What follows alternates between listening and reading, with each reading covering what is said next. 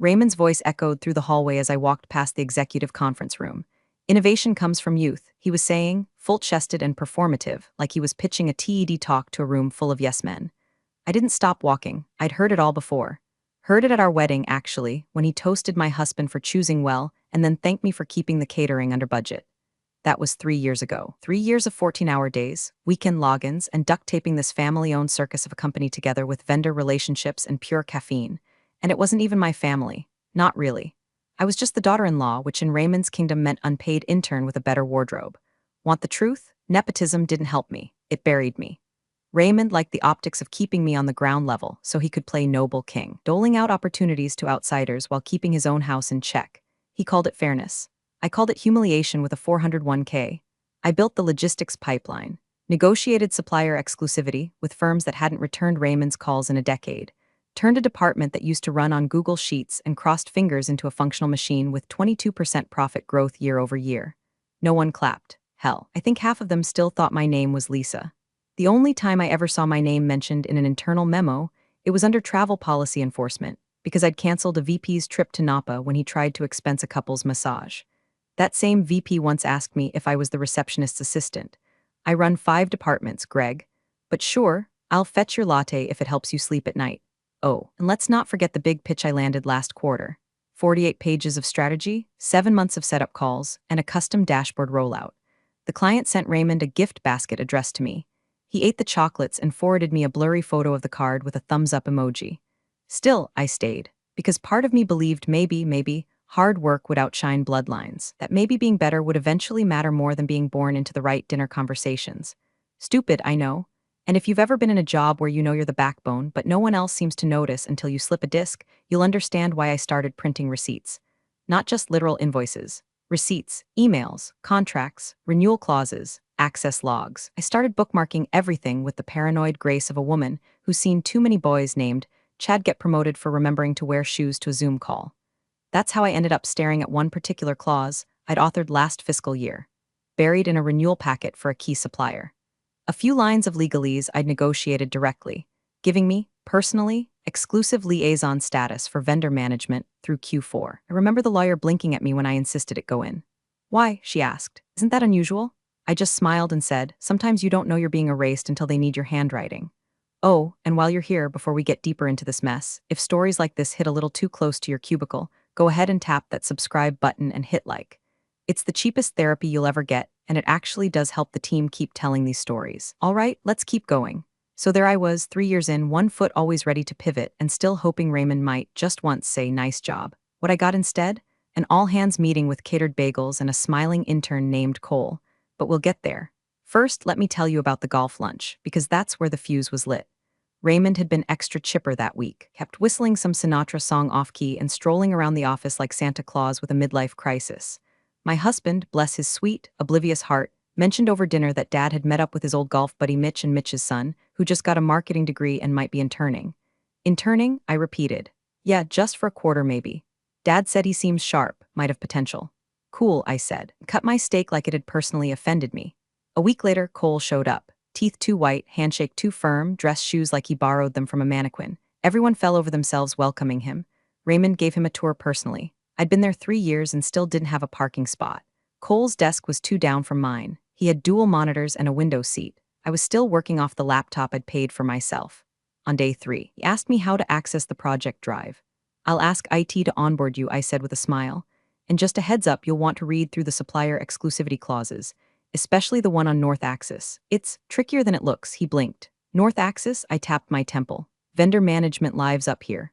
What I didn't say, you'll never find it unless you know where I buried the bones, and I was just getting started. 2 weeks after Cole's miraculous descent from Golf Olympus into our open plan purgatory, the buzz began. It started like all dangerous ideas do, overheard whispers in the copy room, and an accidental reply all from the CFO's assistant. A new initiative. Big, like double-hour revenue big. Something to do with streamlining logistics for high-volume clients using a proprietary system I'd actually been sketching out in my spare time for months. You know, in between fixing invoices, putting out supplier fires, and finding out someone named Travis had tried to expense a $400 steak dinner as team bonding. But this was different. It wasn't just another quarterly adjustment or budget reshuffle. This was the project. The kind you could staple to your resume and let it scream for you in bold font. I built this. Naturally, I'd been laying the groundwork for this beast since before Cole even knew how to send a calendar invite. My team had already prototyped a logistics module that cut lead times by 18%. We were ready, hell, we were the only department actually running under budget. Then one night, as I was microwaving leftovers and trying to decide if Pinot Grigio counted as self-care, my husband walked in, grinning like he'd just solved the Middle East peace talks. "Dad's talking about that logistics expansion," he said, shoveling lasagna into his mouth. He's super impressed, told me you've basically built the whole foundation. Said he'll probably give it to you. I didn't reply. Just sipped my wine and smiled like a woman who's heard this bedtime story before and already knows how it ends. Spoiler, the princess doesn't get the castle. She gets passed over for the squire who once fixed the drawbridge gate and called it innovation. "Don't get that look," my husband said. "He means it, sure," I murmured. Right after he stops calling my department the little engine that could. And yet I couldn't help it. Somewhere in the cobwebbed attic of my brain, hope blinked on like a stupid candle. What if this time merit won? What if all the late nights, the spreadsheet autopsies, the calm I'd faked in front of clients while simultaneously Googling how to fix corrupted ZIP files, what if it was finally going to pay off? The next morning, I showed up early. Beat the janitor. Cleaned up my inbox like I was prepping for Judgment Day. Forwarded some reports to Raymond with clean charts and optimized bullet points.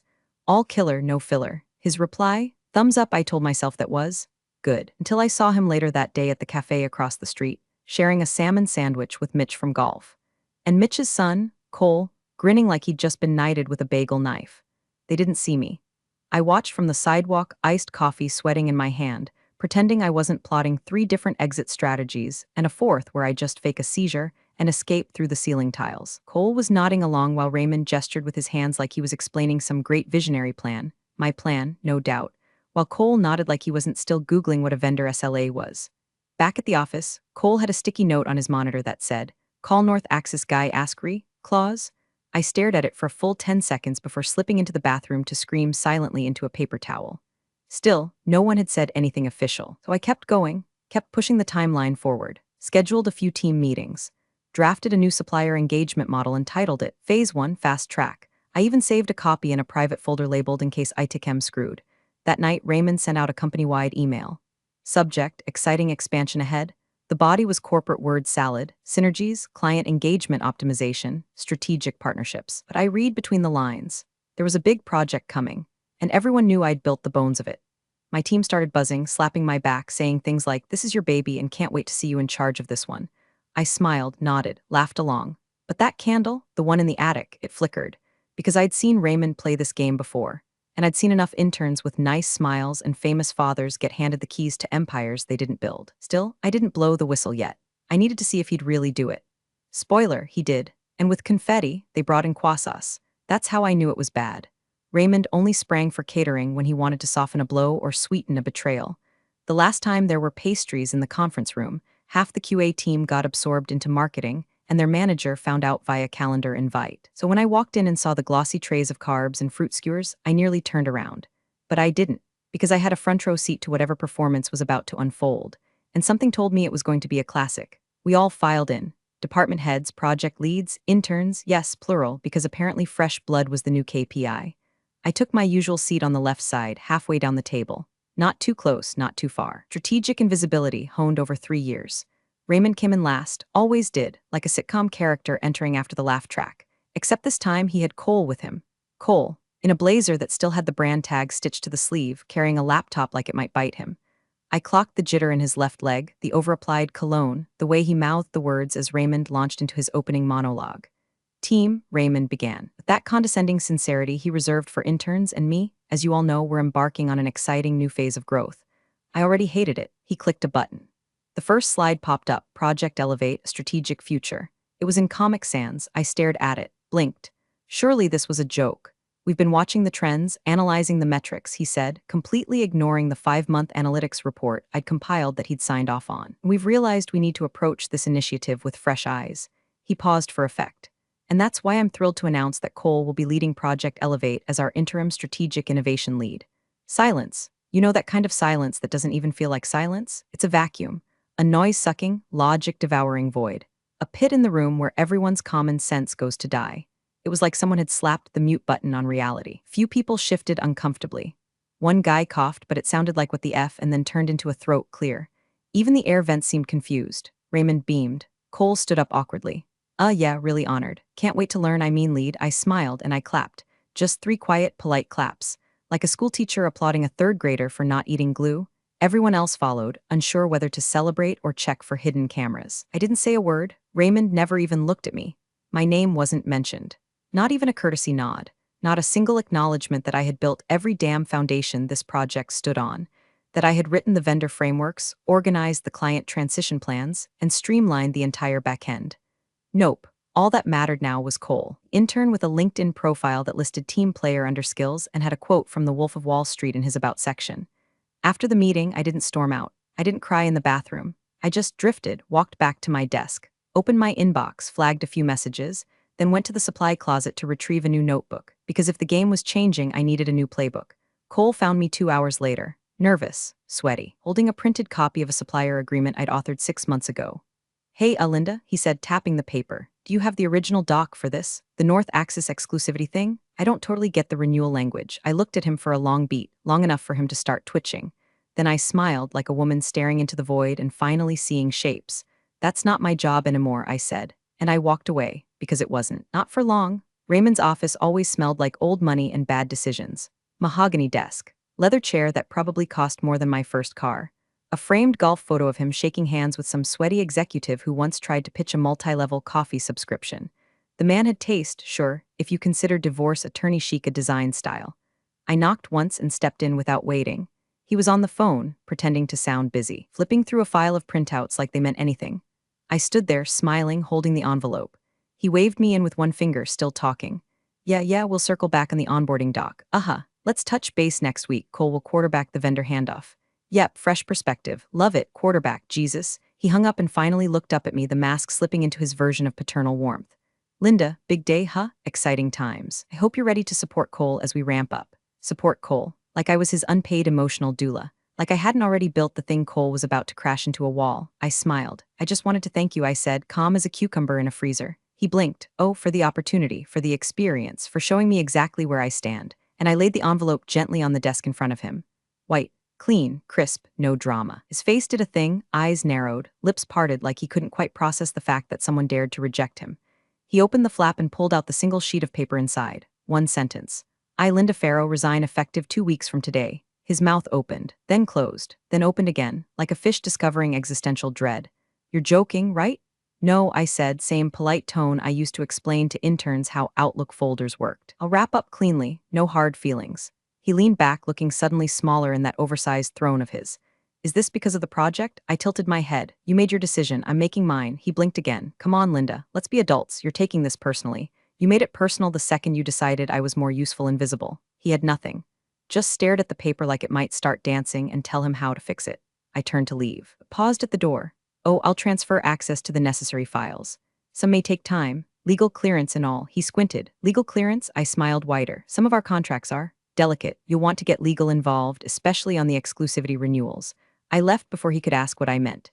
Before he could see the blind copy I'd just sent from my phone to legal at NorthAxisPartners.com. With the subject line, per Clause 9C, Notice of Contractual Liaison Departure. I walked back to my desk, packed slowly. No big announcement, no farewell email, just quiet, methodical closure. Each folder archived, each handoff note meticulously drafted. Each file saved to the correct directory except for a few I left intentionally blank, placeholders with names like Q4 Timeline Fina L Final V9, just to see who'd notice. By 3 p.m., the news had leaked. By 5, people were whispering in the break room. By 6, Cole tried to get into the supplier dashboard and got hit with a restricted access pop-up. That night, over takeout, my husband said, "So, you really quit?" I nodded. Yep, he chewed slowly. Wow, I mean, Dad's gonna freak. He already did. Are you okay? I thought about it. I'd spent 3 years grinding myself into something unrecognizable, waiting for someone to validate my worth. I'd been quiet, polite, strategic, a good soldier, and now I felt free. I think I am, I said. The next morning, I ordered business cards for my LLC, and I sent one more email to myself. Subject, in case they come crawling. Attachment, a folder labeled vendor leverage, read first, just in case, 2 weeks. That's how long it took before the gears started grinding. Not a dramatic crash, not a fireworks finale, just the slow, painful creak of a machine realizing one of its most essential screws was gone. It started with a Slack message. Not to me, of course. I wasn't there anymore, but an old coworker forwarded the screenshot. Hey, anyone got the North Axis contact? We're hitting a wall on procurement. That wall? Me. See, when I'd negotiated the North Axis agreement, I'd insisted on a single point of liaison for all component fulfillment, not just because I like control, though, let's be honest, I do, but because I knew their VP of Ops, Carmen, hated fragmented communication. One voice, one thread, that was the deal. And in Clause 7.2, buried between boilerplate indemnity jargon and force majeure language, it stated clearly, authorized liaison, L. Faro. Transfer of liaison role requires 30-day notice and written approval from North Axis Legal. Guess who didn't get that memo? Cole. The order got kicked back. No parts shipped. No updates. Just a pleasant professional per contract terms. We cannot process requests from unauthorized personnel from Carmen's assistant. Cue panic. Cole apparently started calling everyone he could find on LinkedIn who had vendor in their job title. No one responded. The week after that, another vendor, Fulcrum Dynamics, flagged a delivery clause. Turns out their contract included a timeline penalty waiver that only applied while I was overseeing implementation. Without me, fees kicked back in. Hard. Suddenly, the numbers stopped making sense. Budgets ballooned. Timelines slipped. The magic project with Comic Sans Dreams started bleeding money before it even launched. I didn't gloat. Not out loud. But when I got a LinkedIn message from my old assistant that read, "Do you take the whole house of cards with you or just the top floor?" I did allow myself one smug sip of overpriced oat milk latte, detached curiosity. That's what I felt, like watching a reality show where you already know who's going to cheat on whom, you just don't know when or how messy. Then came the call, not to me again, but someone leaked the Zoom transcript. A vendor check-in, standard stuff. Only Cole was leading the call, and the client rep asked about the licensing handover for the IP architecture in Phase 2. Cole, bless him, said, "Oh, I don't think we actually own it. I think it's in the files Linda had, but we can figure it out later." You could hear the silence, a beat. Then the vendor calmly replied, "So you're saying the intellectual property you're building on isn't fully transferred?" Cole laughed. "Well, I mean, it's all in the system, I think, right?" Another beat. And someone left the call. That was the turning point. The moment the remaining illusion shattered, when everyone realized Cole wasn't just underqualified, he was overconfident and dangerously underinformed. My phone buzzed later that day. Unknown number. I didn't answer. Then it buzzed again, same number. I let it go to voicemail. Later, I listened. It was one of the junior PMs, whispering like she was in a confessional booth. "Hey, just wanted to say it's a mess over here. I know you're gone, but God, Linda, they're unraveling. Raymond's blaming the suppliers. Cole's blaming legal. Legal's blaming procurement. It's like musical chairs on fire. Thought you'd want to know." I smiled. Not a big one. Just enough to feel it in my cheekbones. I closed the voicemail and opened a document labeled Consulting Retainer Draft V3. Adjusted the rate. Then leaned back in my chair and watched the metaphorical smoke rise from a company that never thought I mattered until I was no longer there to clean up their mess. Raymond never called me. Not when my mother was in the hospital. Not when my team pulled an all-nighter to save $1 million contract he nearly tanked. Not even when I got married to his son, his only son, and became the daughter-in-law he weaponized at board meetings like some passive-aggressive trophy wife with access to spreadsheets. So when his name lit up my screen on a quiet Tuesday afternoon, I didn't answer. I let it ring while I poured a cup of tea. Not coffee, tea, because that's what you drink when you're no longer living in fight or flight. It rang again 20 minutes later, then once more. By the fourth attempt, I picked up with the same tone I use for sales reps offering a once-in-a-lifetime CRM migration tool. "Hi, Raymond." Linda, his voice was sugar dipped in motor oil. "How are you?" I let the silence do the heavy lifting. He cleared his throat. I've been meaning to reach out. Just wanted to check in, see how things are going." I looked around the co-working suite I'd rented just last week. Bright windows, quiet. Smelled like eucalyptus and printer ink. I knew home base, paid for 6 months in advance by North Axis as part of a vendor strategy engagement. Not that I was bragging. "Yet, I'm well," I said, smiling faintly at the glass wall that separated me from a design team workshopping a logo involving a goose and a lightning bolt. "That's great, really great. Listen, I won't waste your time." He always wasted my time. We've hit a few snags with Elevate. Minor stuff, of course, growing pains. But it made me think maybe we could bring you in, just temporarily. Help smooth a few things out, for the good of the company. There it was. The white flag folded neatly in a cashmere tone. "I'm consulting full-time now," I said lightly, of course. But we were thinking more like a short-term engagement, just to get us through this phase. I didn't laugh, but my tea almost did. "I'd consider it," I replied, "depending on the terms." A pause. "Well, I'm sure we can work something out. What kind of package are you thinking?" I opened a new tab, typed out a figure, tripled my old salary, added a clause for vendor protection advisement and a monthly retainer with a 90-day minimum. "I'll send you a proposal," I said. "It'll be clear." Another pause, a nervous laugh. "You've certainly found your voice, huh?" "I always had it, Raymond. You just talked over it." He chuckled, but it was hollow, like he was standing in a hallway that had just lost all its doors. "I'll look for the email." "You do that." We hung up. I stared at the phone for a moment, then turned back to my notes. I had 3 calls lined up that day, one with a logistics startup looking to poach Raymond's core fulfillment strategy, which I wrote, another with a former client looking to move their contract away from the company, and a third with Fulcrum Dynamics to finalize a consulting package they'd offered me the day after I walked out. People were noticing. People remembered. Not the fireworks or the handshakes, but the results. The emails answered at 2 a.m. The saved shipments, the polite but unrelenting follow-ups that turned maybe into yes. The intern? Word was he had started forwarding all vendor requests to procurement with PLS advise in the subject line. He'd scheduled a brainstorming lunch with marketing to rebrand the confusion. His new nickname in the office was Captain Slide Deck. Raymond never mentioned Cole in the call. He didn't have to. Later that day, I emailed the retainer contract. Watched as the read receipt pinged less than 5 minutes after I hit send. He didn't reply right away. But the next morning, I got a wire transfer. And a single-line email, consider us retained. I printed it out, taped it to the wall above my desk in the co-working suite, and titled it, My Favorite Apology. Raymond always thought clients were loyal to the brand, that the logo on the letterhead was what kept deals alive, not the people behind the curtain making sure the wheels didn't fall off and the contracts didn't spontaneously combust at 11:59 p.m. on a holiday weekend. He was wrong. It started with an email forwarded to me from a friend still inside the company. Subject line, urgent account escalation. Hexler Group. Hexler was one of the company's whales. Multi-year engagement. High margin, demanding as hell. The kind of client that didn't blink at a 6-figure scope increase but would rage for a week if their quarterly dashboard loaded 5 seconds late. I'd managed them personally for 2.5 years. Their operations director once sent me a Christmas card with a bottle of whiskey and a handwritten note that said, "You're the reason this circus stays in town."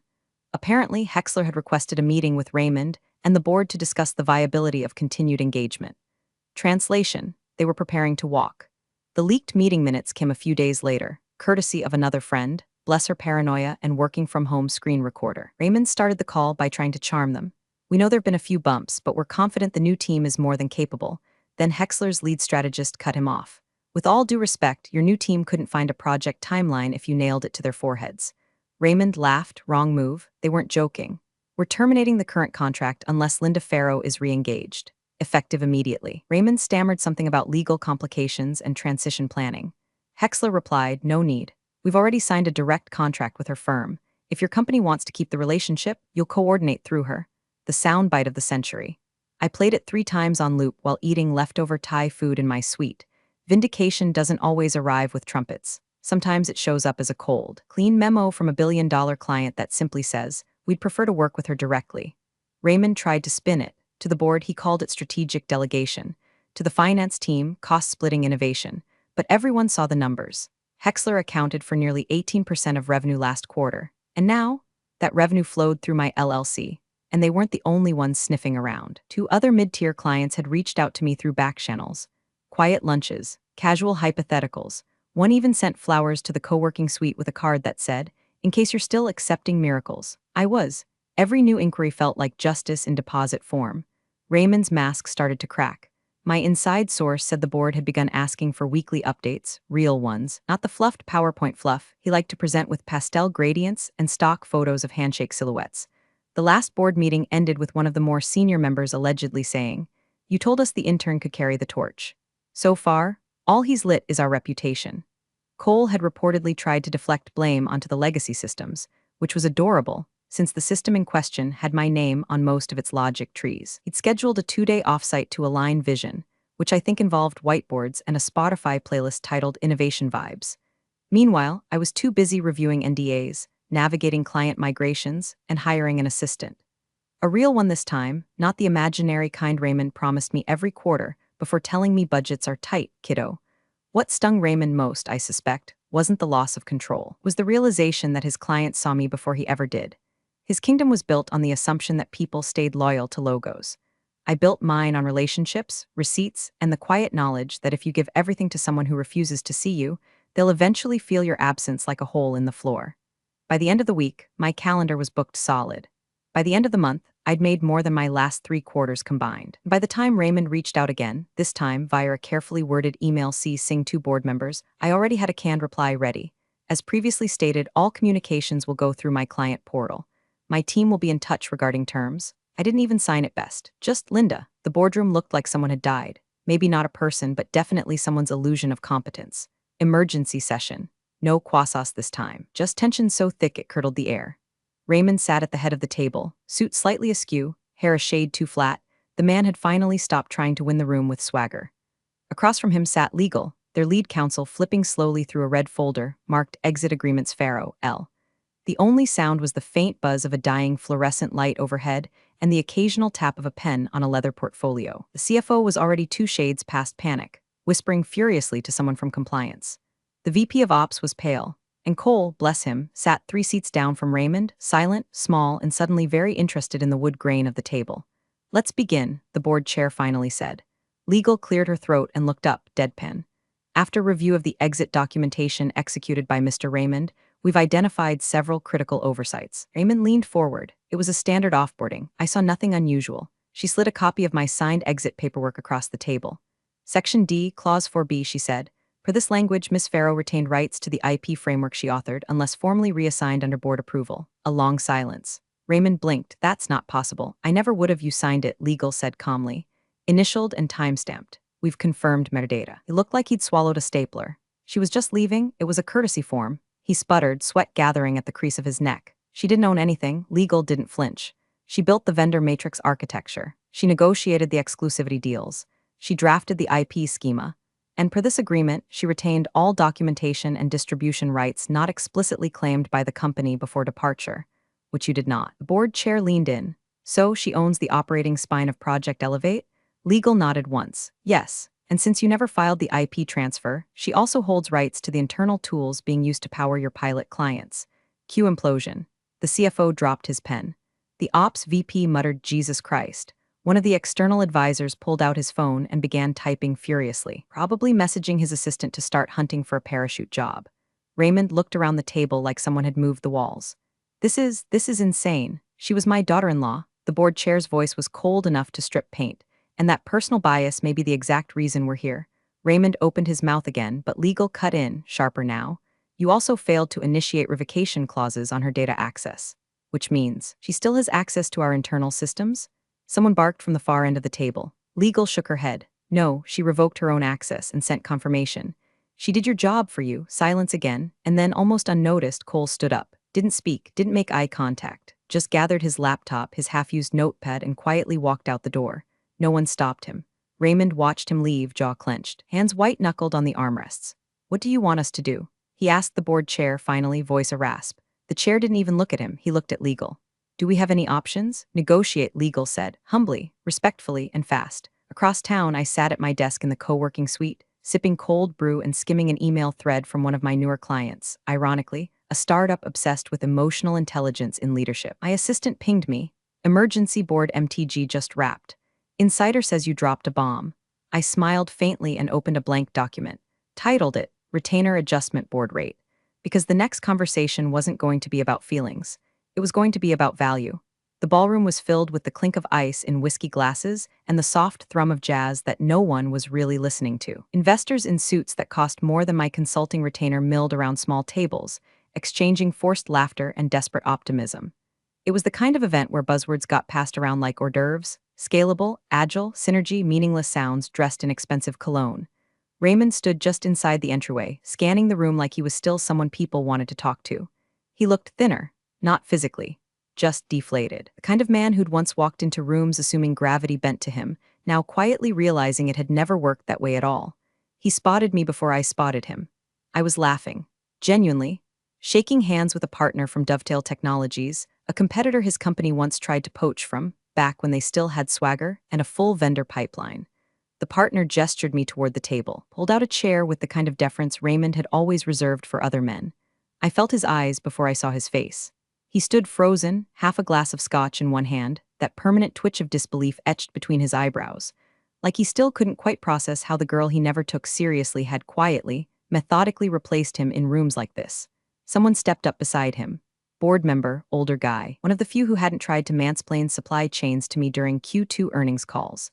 He nodded toward me, then said quietly, "She salvaged what she could. We lost everything else."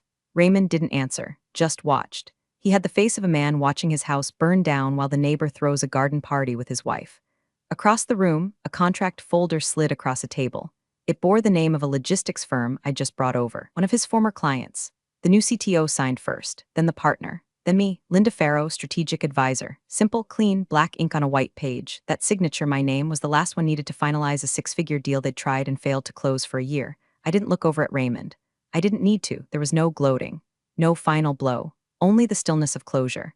That rare, quiet moment when you realize the war is over. Not because you won, but because you stopped needing to fight. He'd built his company like a family heirloom, assuming he could hand it down, polish it up, and let legacy do the work. I built mine with contracts, leverage, and long memory. And now, the girl in the corner office with no nameplate had become the woman they introduced with handshakes and words like essential. I stood. The partner raised his glass. To clean exits, he said. To clean beginnings, I corrected. Raymond turned and walked out. I didn't follow. Thanks for watching, you cubicle warriors. Hit that subscribe button. Unless you're my old boss, then you're on your own. Revenge of the coffee pot strikes again.